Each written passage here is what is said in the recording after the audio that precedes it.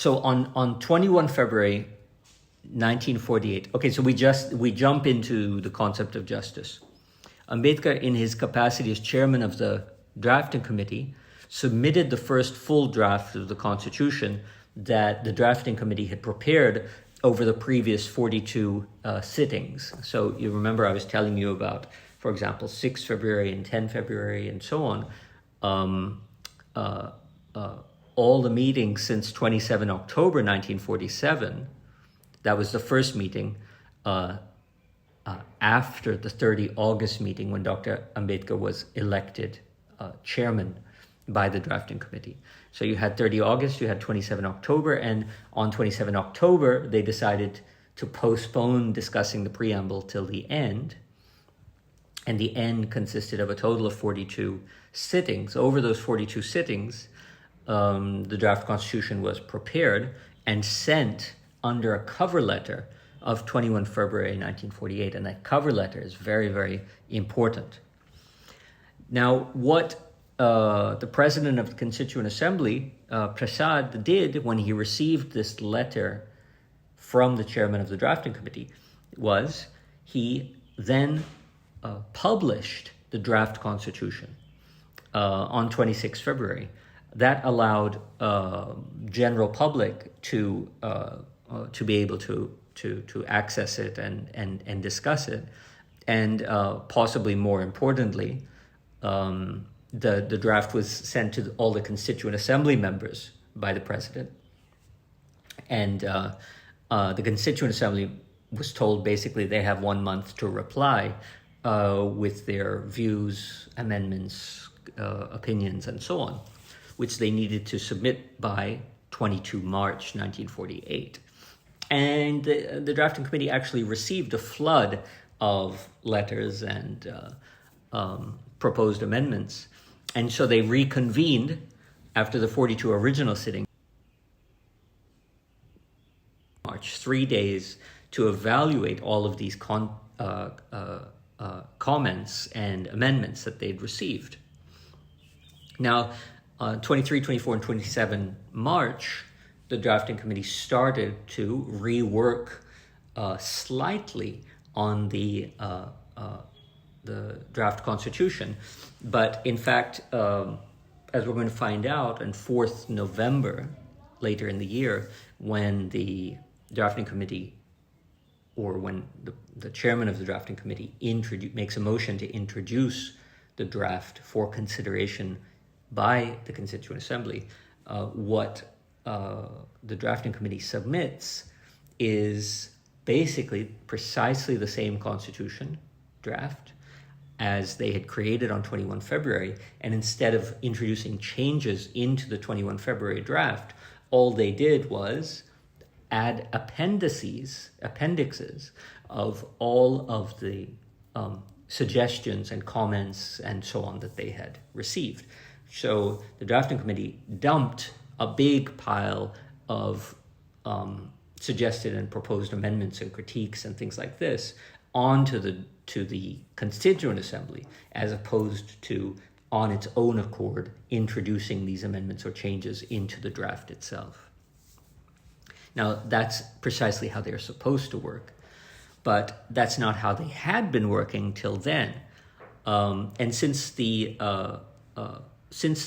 21 February letter of the chairman of the drafting committee admitted to the president of the Constituent Assembly that the drafting committee had introduced suo motu a number of novel phrases and substance, the president of the Constituent Assembly decided to assemble what it called a high-powered special committee to scrutinize the draft constitution and the numerous amendments that were suggested, as well as the drafting committee's opinions on those amendments and so on. And that special committee was chaired by Nehru, and it really had on it all of the most important voices from the Constituent Assembly. So anyone who reads through the Constituent Assembly debates notices that there are certain more prominent assembly persons who stand out, and all of those people were there in the special committee. It was basically the principal members of the Union Constitution Committee and the main members of the Provincial Constitution Committee, and all of the drafting committee members. So on 10 and 11 April, you had Sitramaya, K.T. Shah, J.B. Kriplani. Remember, he was heading the minority subcommittee.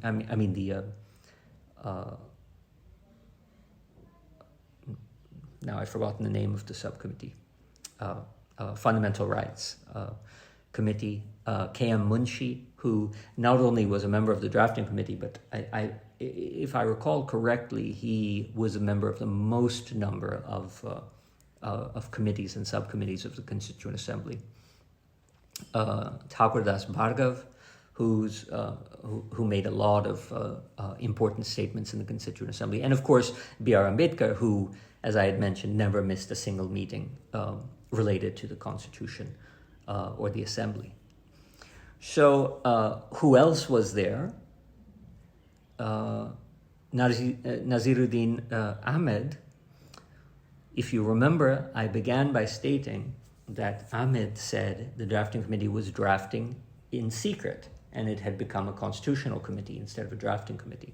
Well, where he began to get that idea in the first place was Dr. Ambedkar's own letter in 21 February explaining to the president of the Constituent Assembly that they had introduced their own ideas into the draft, and consequently this special high-powered committee was assembled. And this special committee is going to scrutinize what is it that the drafting committee started to introduce of its own. And Ahmed, of course, is extremely peeved at the fact that the committee has arrogated to itself this power. So you would expect that people like Ahmed and people like K.T. Shah, who was constantly suggesting amendments to the preamble during the open assembly, would have taken the occasion of 10 and 11 April, when a special committee was convened with very exclusive members, to assail the drafting committee with about the Suomotu terms, phrases, and substance that they had introduced in defiance of the previous decisions of the Constituent Assembly. But here's what the 10 April 1948 minutes of the special committee read. These are in the archives. Quote, "The committee considered the matters referred to in the letter of the chairman of the drafting committee to the president of the Constituent Assembly of India, dated the 21st February 1948. Preamble. The consideration of the amendments to the preamble was held over, and it was decided that the final settlement of the preamble should be left to the decision of the Constituent Assembly." So you remember I had said that how it's possible that the draft preamble made it through 2 years of scrutiny without being altered is because of this strange repetition of holding over of the preamble that was done by the DC, the drafting committee, now done by the SC, the special committee, and we'll find out soon in the second reading is done by the Assembly itself.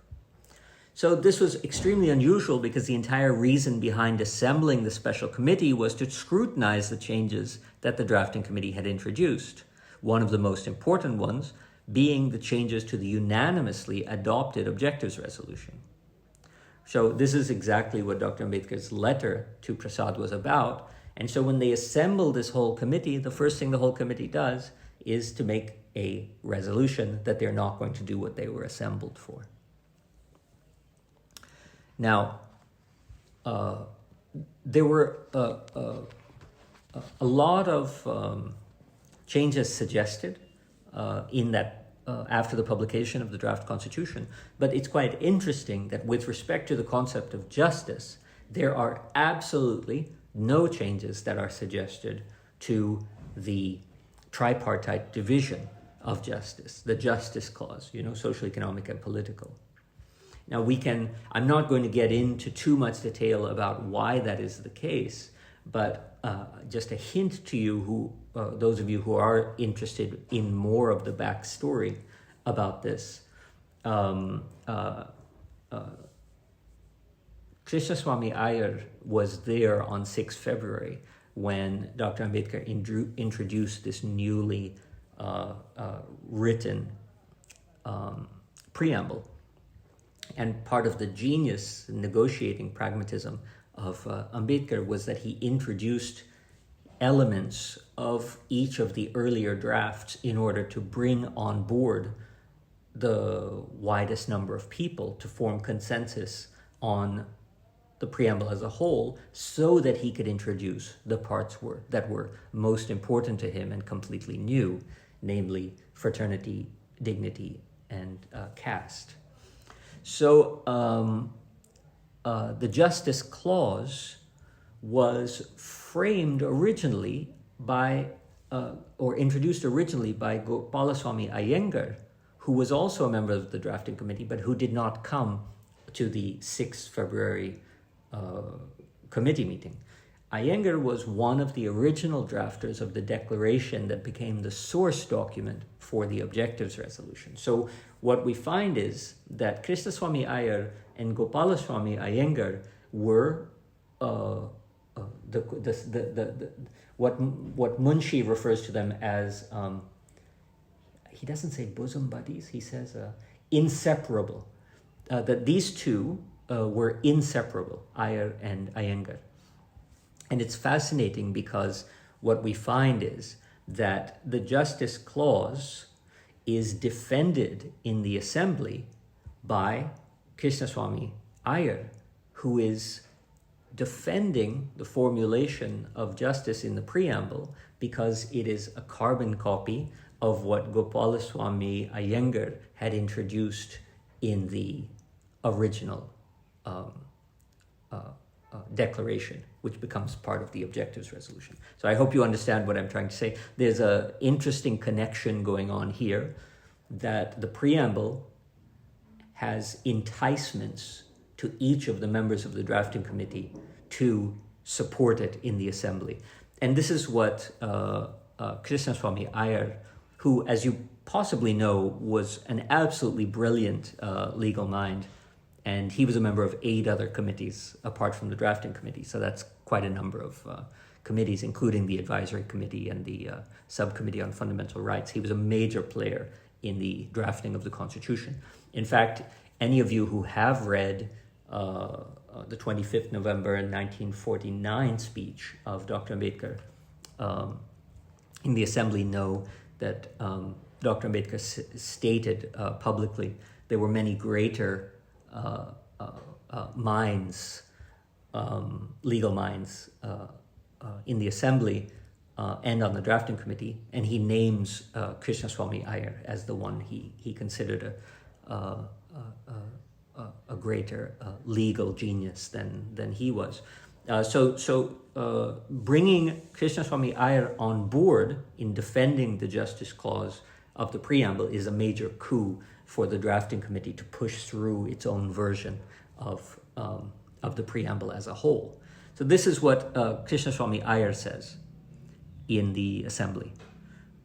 There was a further comment as to the reference to justice, social, economic, and political being too thin. The expression justice, social, economic, and political, while not committing this country and the assembly to any particular form of polity, coming under any specific designation, is intended to emphasize the fundamental aim of every democratic state in the present day.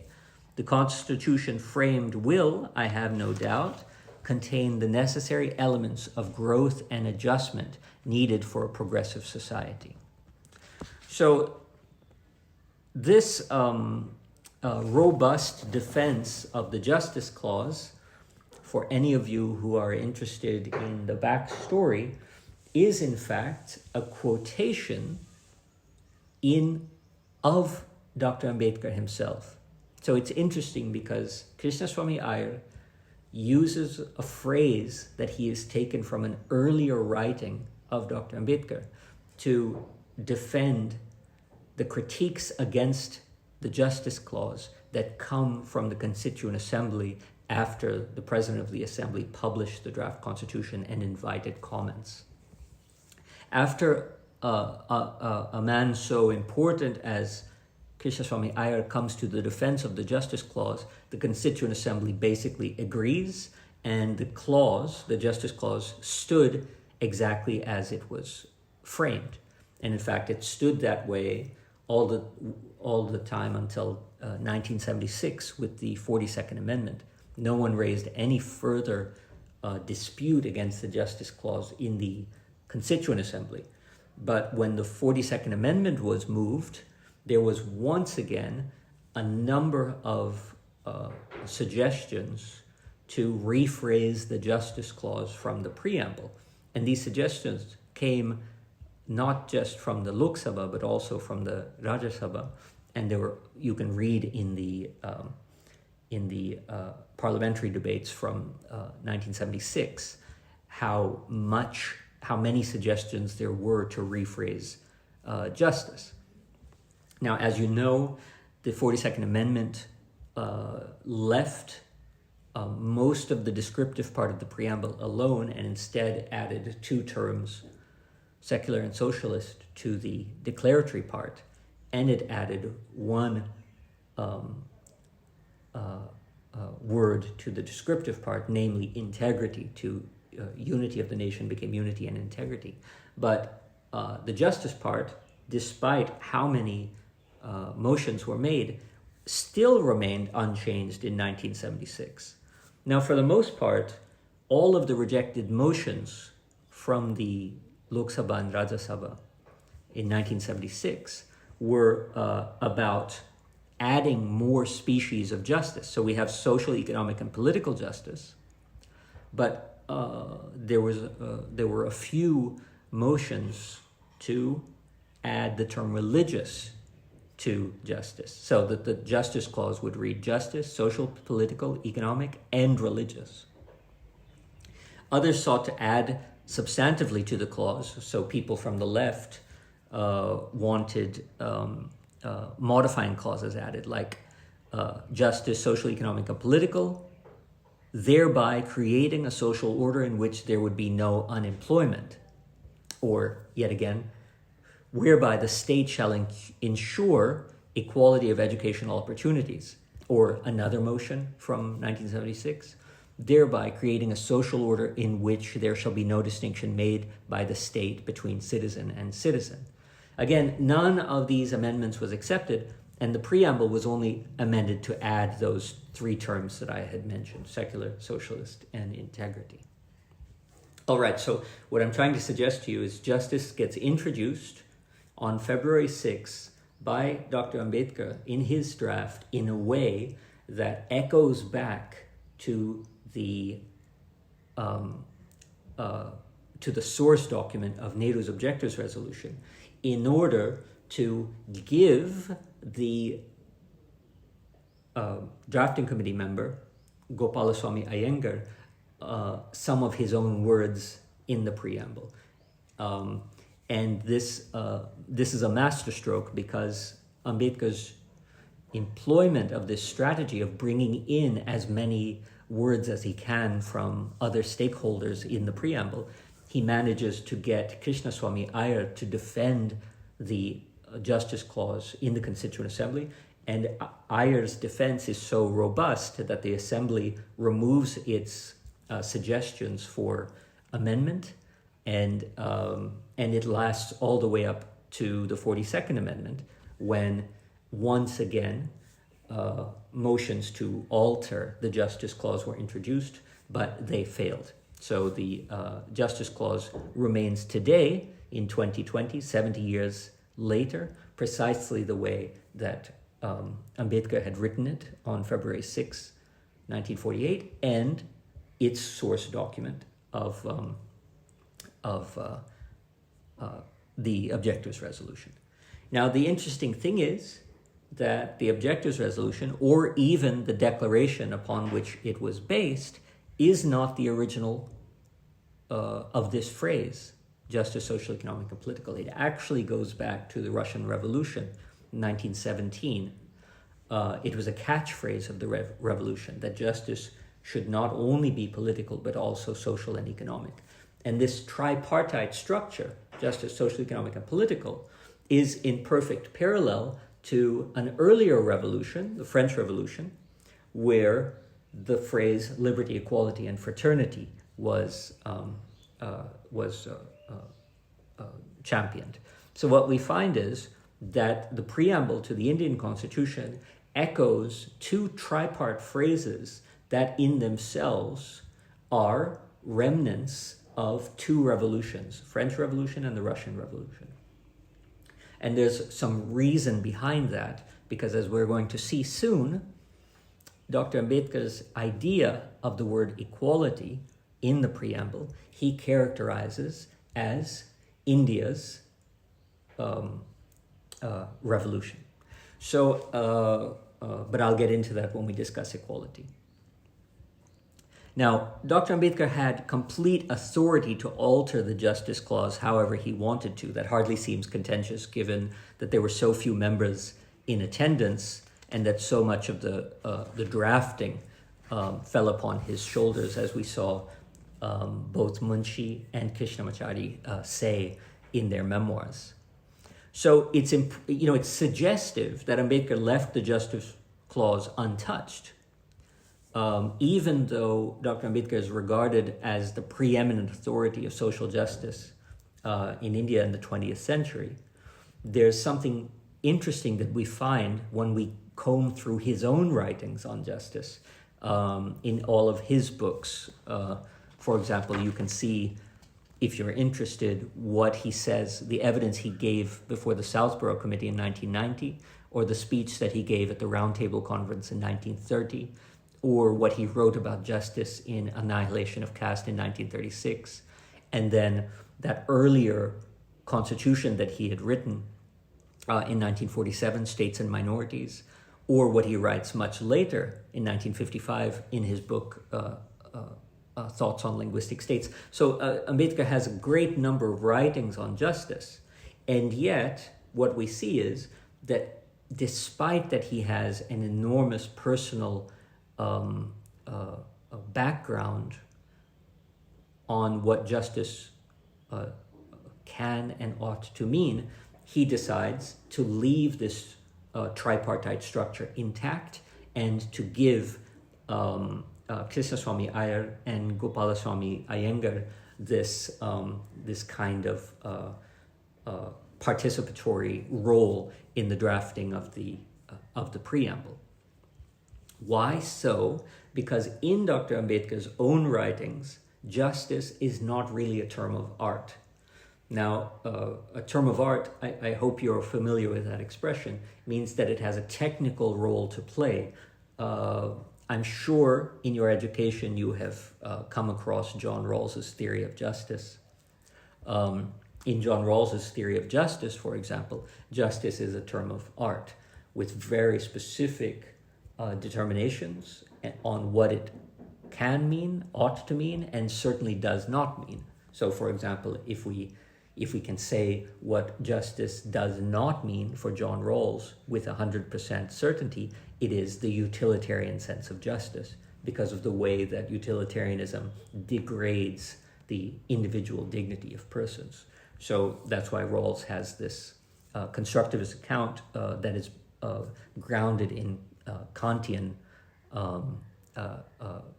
moral philosophy, more like Kantian moral philosophy, where the individual is an end in herself. In utilitarianism, of course, individuals don't matter as much as the collective, because we seek the greatest good for the greatest number. So that disturbed Rawls very deeply about how utilitarianism can ride roughshod over individual dignity. And in that sense, justice is a term of art in John Rawls. But justice is not a term of art in Ambedkar. In fact, Ambedkar goes so far as to say in some of his writings that all justice means is liberty, equality, and fraternity. So I can quote, in short, justice is simply another name for liberty, equality, and fraternity. I think this meeting is going to end soon. So let me just wrap up quickly that what we have is the possibility for Ambedkar to write anything he wanted into the Justice Clause. What he does instead, pragmatically, is bring as many other members on board by by using the same Justice Clause as was used in the Declaration of the Experts, and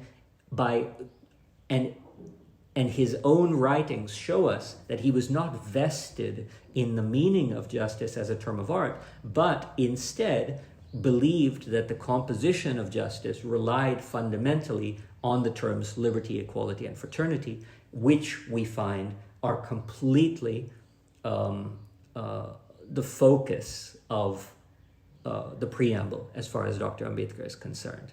So we're going to move then on to the issue of the transition from justice to liberty. And what I think I ought to do before this meeting gets cut off without me being able to know, I think we should close it now and restart. So I'll just end this meeting now because it's the app is going to end it anyway. And then we can join again. Okay, I hope that's fine with you.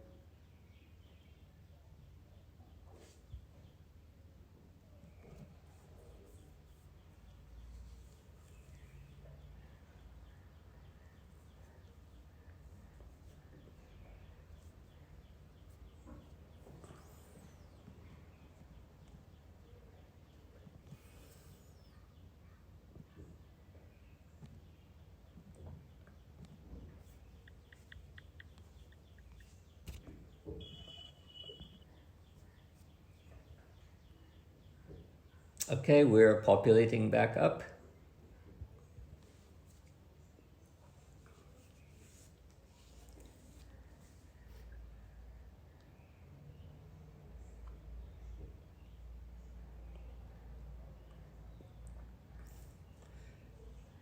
Now I hope my strategy worked and won't get cut off right in the middle.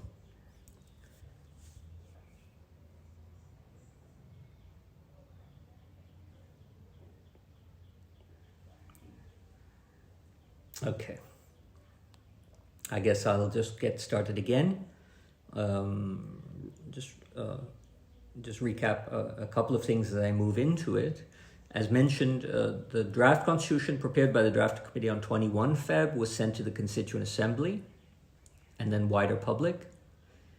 It underwent a great deal of scrutiny through various bodies and the newly established special committee, which met on 10-11 April 1948. Then the drafting committee met again between 18 and 20 October. So this is something I haven't told you yet. It met again on 18 and 20 October to assess all the new submissions and decisions of the special committee. So after all of these processes were completed, the draft constitution was resubmitted to the Constituent Assembly along with all the collated suggestions and the related notes on 4th November 1948 in a motion by Dr. Ambedkar that inaugurated the first reading of the draft constitution. So it's probably a good idea to know this. The first reading of the draft constitution was from 4th to 9th November 1948, 1 week long.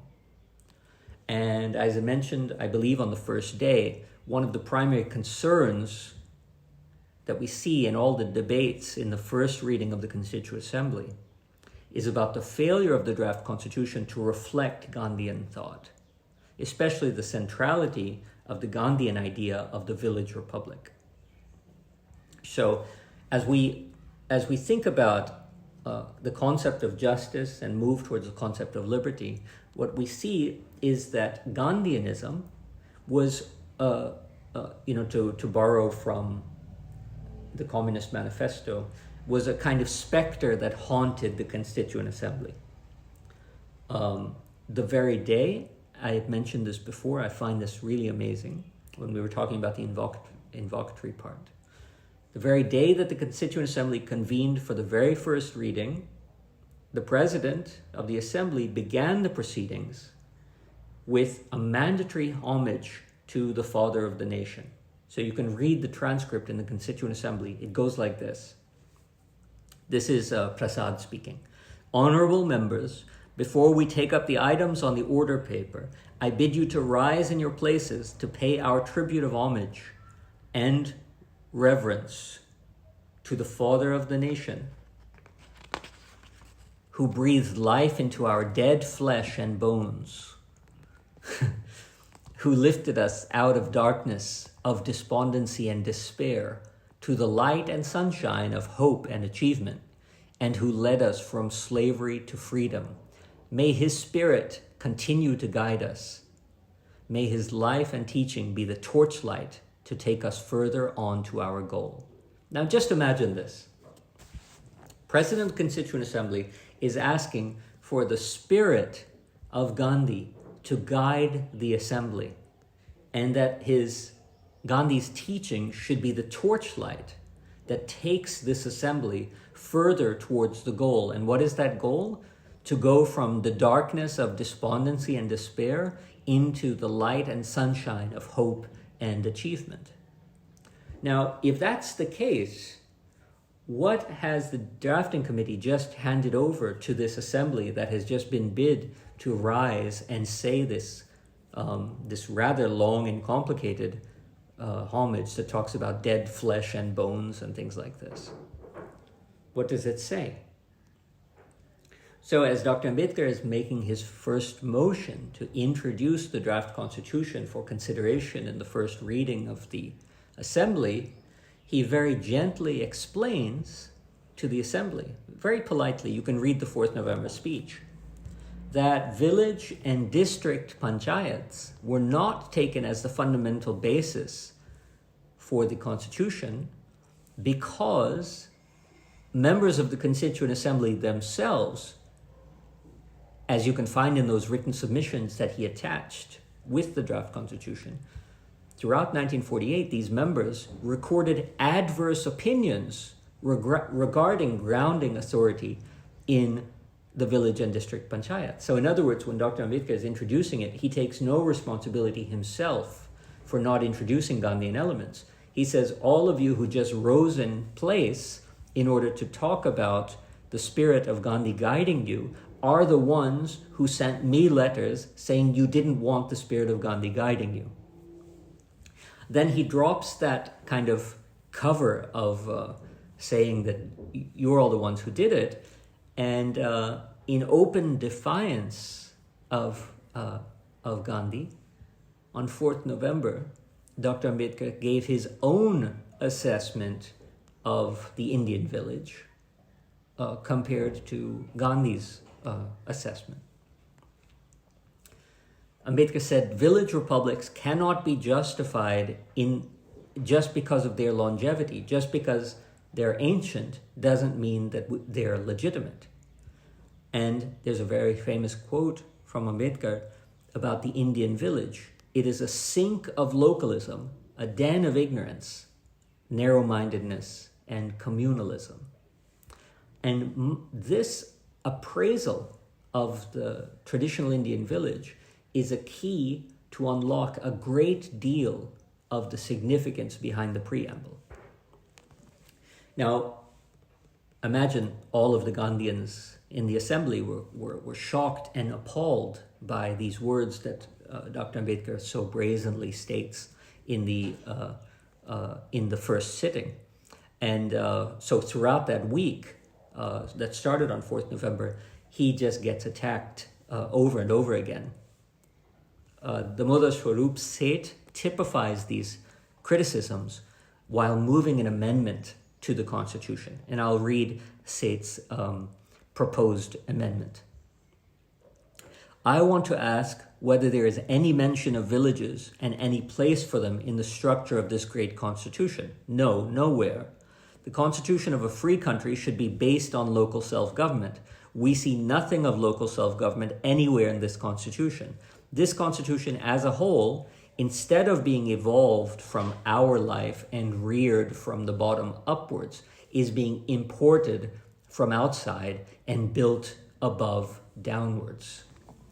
Mahatma Gandhi had emphasized, so Seth is evoking Gandhi. He's saying that this constitution is completely non-Gandhian. And more than that, he is making an allusion to Hind Swaraj, to Gandhi's Hind Swaraj, by saying that this is not a Swaraj constitution.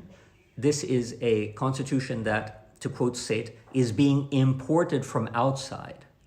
So the idea is, which we continue to hear today, of course, the idea is that the principles and values and processes in the Indian Constitution that has just been drafted over the last year is a foreign imposition. It's an import, and it's being imposed upon the Indian people. And I'm sure you're all familiar with this rhetoric, because this is a very common neo-nationalist rhetoric once again. And what's fascinating is that it doesn't come from... Did I say neo-fascist just now? I hope I didn't say neo-fascist. If I did, that's a Freudian slip. I should have said neo-nationalist. Anyway, so forgive me if I said neo-fascist. That may be what I personally believe, but that's not important to a classroom. So this trope that the Constitution brings foreign elements and is not native to the Indian soil is something that Ambedkar had a long time to think about, because it was introduced against him on 4th November 1948, and he only comes up with a reply on 25th November 1949.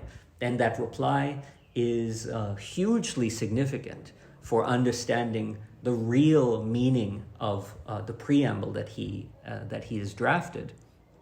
And you can see its symbolic manifestation in various ways. For example, in the tricolor, in the Indian flag.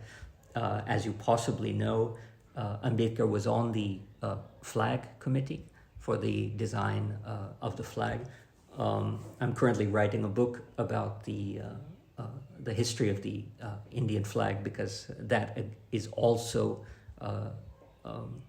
shrouded in mystery. I don't think people understand properly, for example, why the Gandhian symbol was replaced with the Ashokan symbol, and why the color blue appears on the flag, and so on.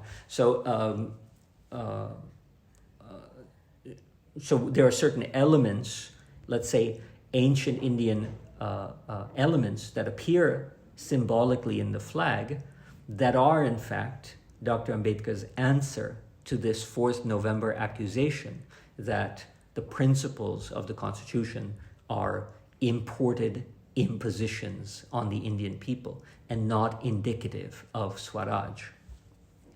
So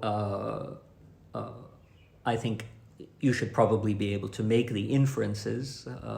We'll discuss it later, but basically what Ambedkar is showing, both in the symbolics of the flag as well as explicitly in his 25th November 1949 speech, is that indeed the Constitution does represent the genius of ancient India, but it doesn't represent that part of it that you nationalists constantly subscribe to. Instead of the village republic, which is generally narrow-minded and communalistic, it represents the Buddhist, more democratic republics of the early 6th, 5th, 4th centuries of India. We'll discuss that a little bit when we speak of equality.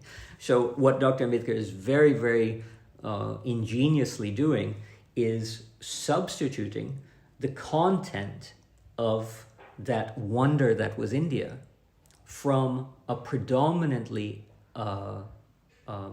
let's say, Hindu and Vedantist nationalist orientation to a Buddhist and inclusive orientation. And consequently, the urgency for replacing, for example, the symbols on the flag, instead of it being the spinning wheel of Gandhi, it is the dharmic wheel of Ashoka. So Seth's critique of the lack of indigeneity and Gandhianism in the Constitution gets an ultimate answer from Ambedkar. But the argument, Gandhi's spirit, is always haunting the arguments, especially of the first reading of the Constitution. Now, I'll skip over this kind of debate that keeps going on between Gandhians and Ambedkar in the Constituent Assembly, but maybe I will just read to you what Ambedkar had to say about the so-called village republics that Gandhian members of the Constituent Assembly were trying to introduce as the source of sovereignty in the Constitution. So these are quotes from Ambedkar. Indian villages represent a kind of colonialism of the Hindus designed to exploit the untouchables. The untouchables have no rights. They are there only to wait, to serve, and submit. They are there to do or to die. They have no rights because they are outside the village republic, and they are outside the so-called republic because they are outside the Hindu fold. This is a vicious circle. And again, the Hindu society insists on segregation of the untouchables. The Hindu will not live in the quarters of the untouchables and will not allow the untouchables to live inside the Hindu quarters. It is a cordon sanitaire. Cordon sanitaire is like well, you look it up. Putting the impure people inside the barbed wire into a sort of cage. Every Hindu village has a ghetto. The Hindus live in the village and the untouchables live in the ghetto. So, in this transition from the idea of what justice means in the preamble and the way that Ambedkar let it stand in its tripartite formulation, but indicated that its true significance is liberty, equality, and fraternity, what Ambedkar is pointing out is that justice is about injustice, and the proposal to resurrect some sort of romantic, nostalgic idea of pre-colonial India into the Constitution would be a very retrograde, unjust way of dealing with contemporary India, because resorting to a particular fanciful notion of the genius of the Indian village leaves out the fact that every Indian village practices untouchability, and the extreme revolution of the Constitution lies in the abolition of untouchability and the proposition that every Indian is fundamentally equal in dignity and rights to every other Indian. So the real revolution of the Constitution lies in liberty, equality, and fraternity, and the idea that we should achieve Swaraj, or freedom, by some romantic resurrection of the Gandhian utopian village is a complete misconception. And so this is what we see going on in the preamble and in the way that Dr. Ambedkar is parrying the critiques of his anti-Gandhian preamble and constitution in the first reading.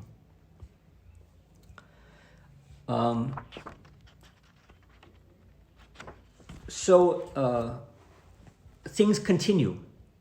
The preamble, which appeared out of nowhere on 6 February, was finalized by the committee, submitted to the assembly, underwent scrutiny throughout 48, inside and outside the government. Then there was the week-long reading of the draft constitution starting on 4th November. And that debated basically frameworks and principles, like should it be Gandhian and so on. There were confrontations over the non-Gandhian character of the Constitution, which Dr. Ambedkar staunchly defended, and was supported, very importantly, by Nehru throughout his defense. So as Ambedkar is explaining why the Constitution cannot be based on village Swaraj, Nehru jumps in to defend Ambedkar on these points. Now we move on. The next week, a clause-by-clause reading of the Constitution begins. This is referred to as the second reading, and this session began on 15 November 1948, and it continued till 17 October 1949. So the once again amended draft Constitution, because the Constitution itself was amended between the first reading and the second reading to take into consideration what was passed during the first reading. Nothing changes from the preamble, but plenty changes from the Constitution. This once again amended draft gets scrutinized line by line in the second reading of the Constituent Assembly. And you know how voluminous the Constituent Assembly debates are. I'm sure you've seen the books on the library shelf. They're very, very big, right? All of those books from the Constituent Assembly are more or less the second reading, because the second reading was the most prolific, was the most lengthiest, and where people spoke the most. It was clause by clause from beginning to end. Does that mean that the preamble was taken up on the first day? No. As I had mentioned, for the third time, through some strange, chance, the preamble was postponed till the last day. So it could have been discussed on 15 November 1948, when everybody was present and everybody was fresh. But instead, it was discussed on 17 October 1949, after the world's largest constitution had been gone through word by word, line by line, by the Assembly. So you see these three things: the drafting committee deferring it, the special committee assembled just to scrutinize it, deferring it to the Constituent Assembly, and the Constituent Assembly itself deferring it to the last day. And I believe, I could be wrong, but I believe this is why Dr. Ambedkar's almost personally written draft made it all the way to 26 Jan 1950. All right. The Freedom Clause.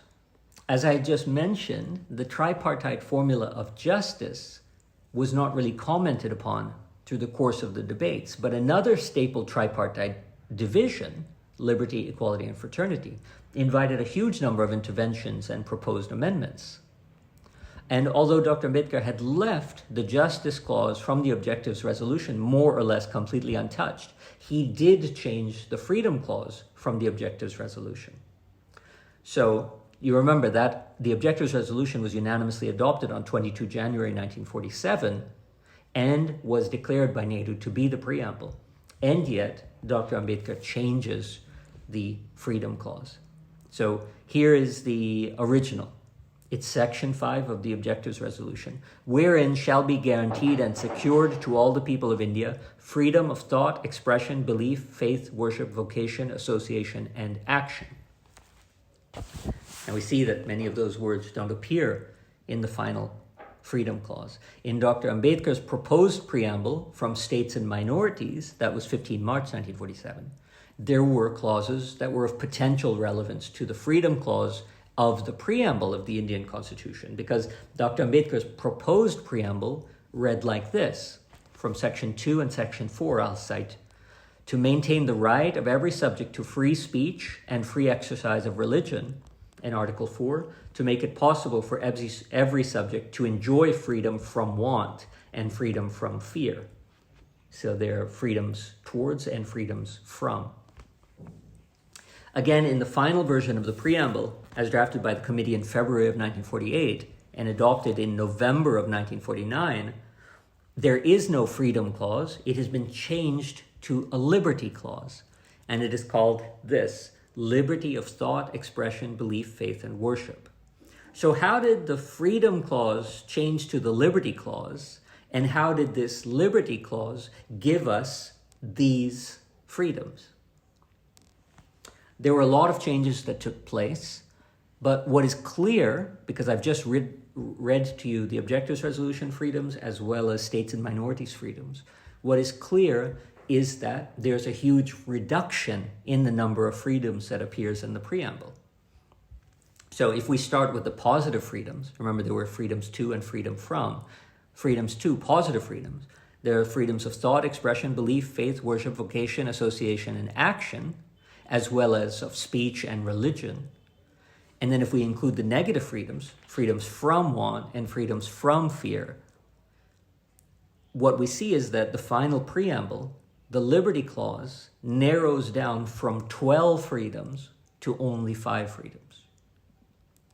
So even if speech and religion are redundant because we have expression and faith, which are synonyms, then we still have 10 freedoms in the source documents for the preamble, compared to 5 freedoms, which actually finally appear in the preamble. So is this really about the reduction of the quantity? It's not. It's more about the quality.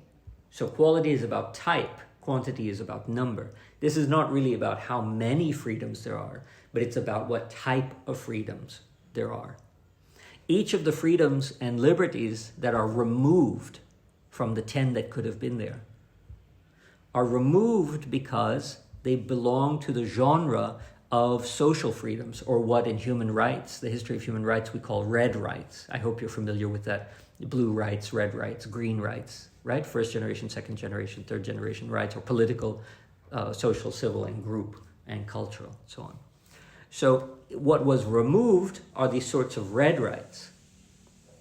And what remain are the political liberties, or blue rights. So freedom of vocation, association, action, freedom from fear, freedom from want, these are freedoms that have traditionally been championed by labor and leftist movements. And they're also the ones that are far more difficult to find remedies for, or to understand how to adjudicate. And I'm sure you're familiar with this. The problem of the adjudication of red rights, as opposed to the problem of the adjudication of blue rights, which generally demand the state refrain from certain actions, whereas the red rights demand that the state engage in certain actions. For example, healthcare as a human right or fundamental right, education as a human right or fundamental right. This means that the government is obligated to create hospitals, to create schools. And yet, how is the judiciary supposed to determine whether it has fulfilled its obligation or not? It becomes much cloudier and more ambiguous than whether we declare that the government has just locked up a bunch of people for speaking freely. So it's much easier, although it doesn't seem to be today, theoretically it's much easier for a court to realize when a government has overstepped its authority and restricted freedom of expression or association or whatnot, than it is to say that a government has not fulfilled its obligation to provide education or healthcare as a fundamental right. So what was removed from the the liberties clause of the preamble were the more difficult to adjudicate freedoms. And what we're left with is thought, expression, belief, faith, and worship, which are generally adjudicable. So what happens to all of these red rights or green rights, red or green or cultural or group rights? What happens to them? They go into the directive principles of state policy. So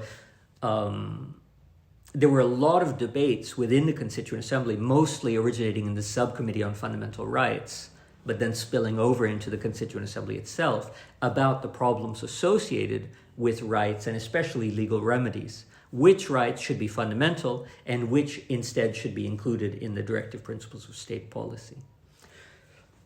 After a lot of negotiation, the directive principles, as you know, became a repository for all of the articles that were too controversial to achieve large-scale consensus over. So this was kind of explained away by which rights are justiciable and which non-justiciable rights should be demarcated in the Constitution or not. Civil and political rights are basically assumed to be justiciable, and they require mostly that the state refrains from taking action. So these are the ones we find in the preamble.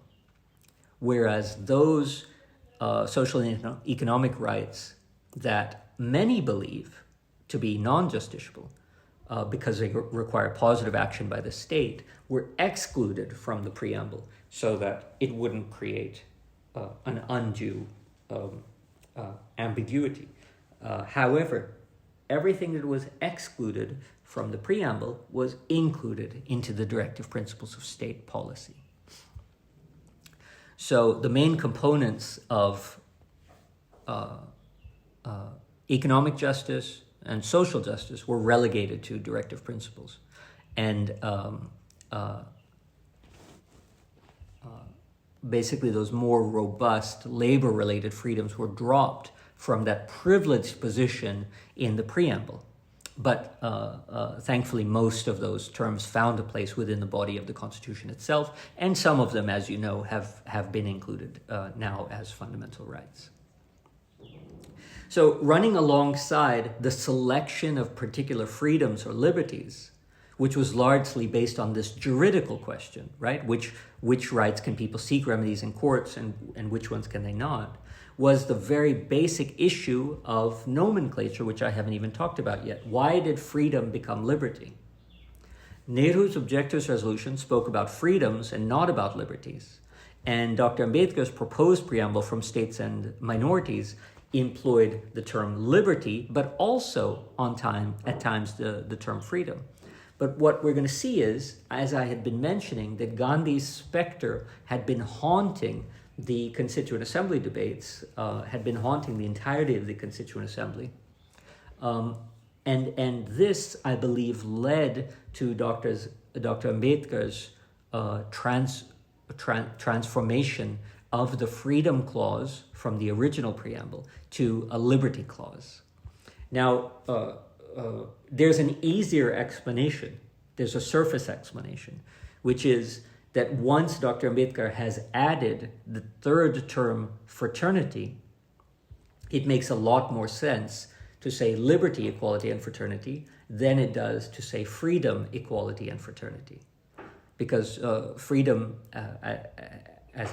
I'm not sure if you realize this, but liberty, equality, and fraternity are Latinate forms coming out of a Roman tradition, whereas freedom is a Germanic term coming out of a different Germanic tradition. So, like you say in German, Freiheit versus in French, Liberté. So this kind of distinctive etymology of freedom versus equality and fraternity could have led Dr. Ambedkar just to opt for liberty, equality, and fraternity, as well as us being accustomed to hearing that tripartite phrase from the French Revolution. So the surface explanations are good enough to explain why the preamble changed from freedom to liberty. But upon closer examination, what we find is that there is something else going on in the background that is leading Dr. Ambedkar to want to not use the word freedom and to use the word liberty instead. And that again goes back to his struggles with Gandhi, the Gandhians, and the nationalists. We already talked about the village-based, Swaraj-focused ideas as opposed to the Ambedkar's idea about a modern social democracy centering on equality of individuals. And that this kind of debate that is happening in the first reading and then the second reading of the Constitution about the non-Gandhian character of the Preamble and Constitution goes back all the way to the 1930s when Gandhi and Ambedkar clashed at the Second Roundtable Conference. So I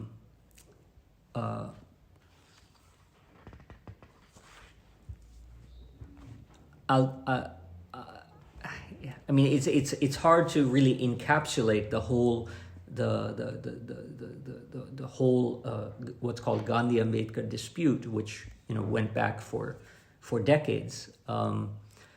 But basically, what we can get a sense of what's happening is a way of battling over what the idea of Swaraj means. Who gets to be included in this idea of Swaraj, and how much this idea of Swaraj impacts what people at the time were referring to as the Swaraj Constitution. So what Ambedkar attempted to do was to create a notion of freedom in the Constitution that was much more inclusive than the Swaraj idea of the nationalists. In the nationalist movement, the idea of freedom, English word freedom, was associated with the term Swaraj. And to show you how significant this association is, I mean, it might seem to you today as kind of a random, unimportant event, but to show you that this association of the nationalist conception of Swaraj with the term freedom, which has a kind of exclusive orientation that Dr. Ambedkar is against, to show you how important this is, look at contemporary legal and political theory. So Gurpreet Mahajan, absolutely brilliant professor of political science at JNU. I strongly recommend her books.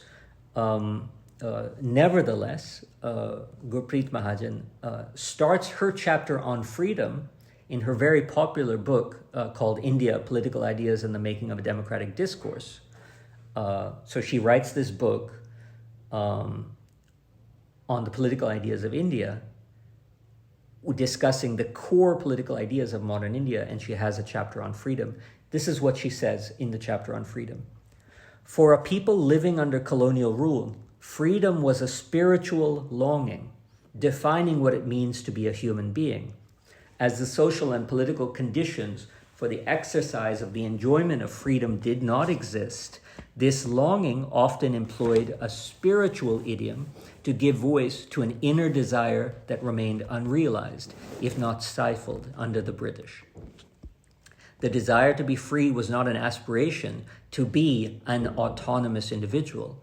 It was the longing to be a self-determining political community, and it was this that was represented through the term Swaraj.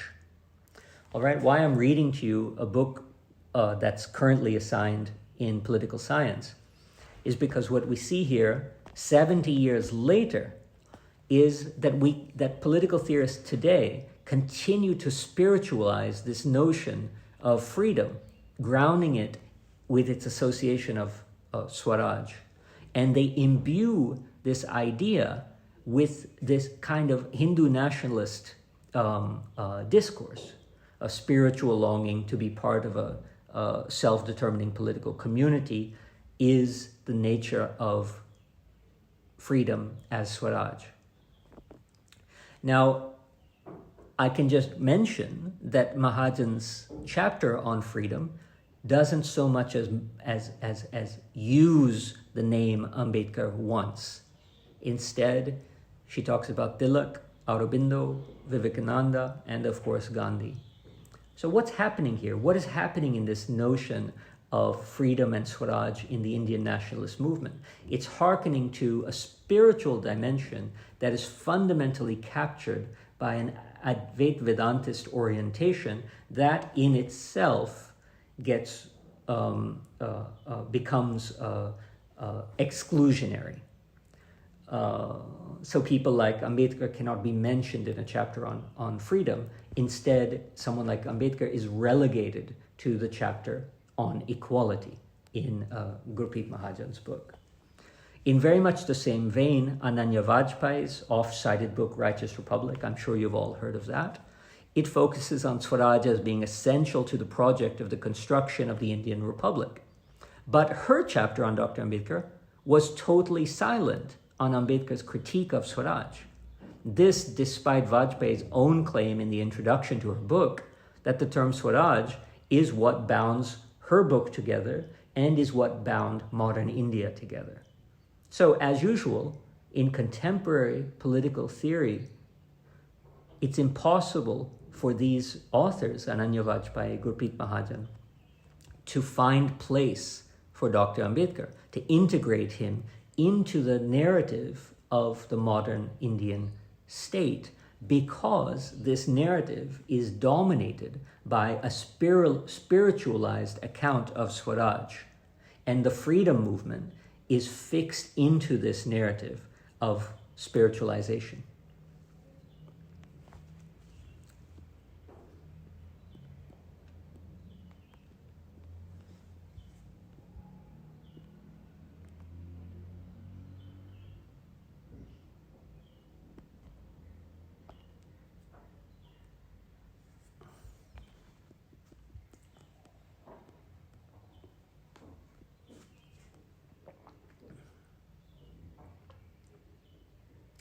All right, are we back? Again, we got cut off with that 40-minute thing.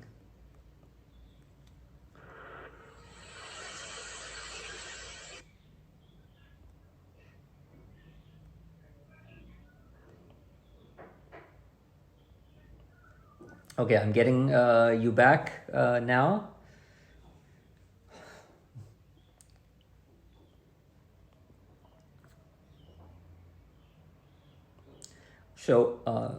So I hope you understand what it is that I'm trying to convey to you about what the aura of Gandhi's spirit hanging over the Constituent Assembly and the aura of the notion of freedom as Swaraj hanging over the thoughts of the drafting committee members, and the way that breaking this one-to-one correspondence. Freedom is Swaraj. Swaraj is Indian nationalism. Indian nationalism is a Hindu nationalism. And a Hindu nationalism is an antique village Swaraj. You know, this kind of one-to-one correspondence, the drafting committee is breaking. They're going to break this and introduce into the preamble an overriding demand that the true nature of Swaraj in India would be the fundamental principle of equal citizenship for all. not some possibility for citizens to vaguely fit in to some sense of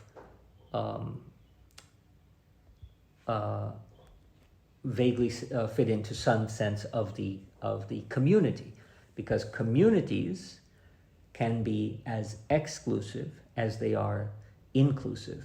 And the village, as Ambedkar showed, was a prime example of a community that is built in India over a millennium of tradition and practices, that is built on ghettoization and untouchability. So Gurpreet Mahajan and Ananya Vajpayee, both, by the way, very good friends of mine, so I don't mean them I'm not attacking them personally. I'm engaged in an intellectual academic exercise explaining the flaw in their work. Gurpreet Mahajan and Ananya Vajpayee both cite this: the political freedom that was being desired and fought for was, as Bal Tilak so evocatively put it, one's birthright. Now let's compare this to what Ambedkar had said. Dr. Ambedkar said, and I quote, "If Tilak had been born among the untouchables, he would not have raised the slogan, Swaraj is my birthright, but he would have raised the slogan, annihilation of untouchability is my birthright." So do you understand? Dr. Ambedkar, leading the drafting committee, articulating the fundamental freedoms of Indian citizens through the preamble of the Constitution, is making it loud and clear that we don't know whose birthright Swaraj is. We don't know what is meant by the ambiguous community of metaphysical freedom, religious freedom, Vedantic freedom, and so on. What we do know is that the preambular concept of liberty in the preamble, is the birthright of every Indian citizen, irrespective of caste. And that is precisely how the February 6th preamble was phrased by Dr. Ambedkar. All right, so we've moved from justice to liberty. We understand the justice clause, the tropes, the way that Dr. Ambedkar handled it, the way that justice appears in his own work, the tripartite structure. We moved on to the liberty clause, which was originally a freedom clause, which Dr. Ambedkar changed to a liberty clause, and why he changed it. Both of these things largely because of the specter of Gandhi hanging over the Constituent Assembly, over the preamble, the way the nationalist movement configured the way the idea of freedom and independence would be one of rediscovering some glory of India, and Dr. Ambedkar's strict assertion that this glory, this wondrous past of India was not as glorious as you want to suggest when it comes to valuing the fundamental dignity of every individual within society. And so the new India that he is at the helm of creating is not going to be one that looks backwards. It's going to be one that looks forwards. And in this respect, Dr. Ambedkar situates the notion of equality in the liberty, equality, fraternity clauses. He situates the notion of equality as what he refers to as India's revolution. There's another work of Dr. Ambedkar's, which is called Revolution and Counter-Revolution in Ancient India, which unfortunately has not been completed, and there really isn't any academic or expository writing on it, where we understand this idea of Dr. Ambedkar that the Constitution is a revolution. And we've heard of two previous revolutions, the Russian Revolution, which gave us justice as social, economic, and political, the French Revolution, which gave us liberty, equality, and fraternity. Ambedkar says there is now a new revolution. It is the Constitution of India as a revolution. So what is the content of this revolution? How does equality function as the principle of this revolution? Dr. Ambedkar wrote a book about this, Revolution and Counter-Revolution in Ancient India. And I'm going to discuss very briefly this book when we begin tomorrow. And in so doing, explain the equality clause in the preamble. And once I discuss the way that the equality clause functions in the preamble in connection to Dr. Ambedkar's notion of the Constitution as revolution, we will then be in a position to move on to how that revolution takes,